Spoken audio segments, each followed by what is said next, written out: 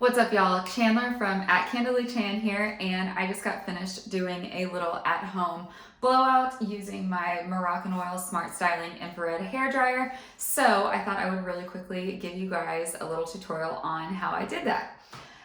So like I said, used the hair dryer, and then I also used their treatment oil and volumizing mist just for a little extra body and lift.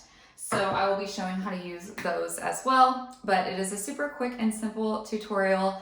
And a couple of things I did want to mention before I get started. My hair is layered, so I work in sections as I do this look, which you will see. And then on top of that, my hair is very much on the wavy, curly end of the spectrum when it comes to texture.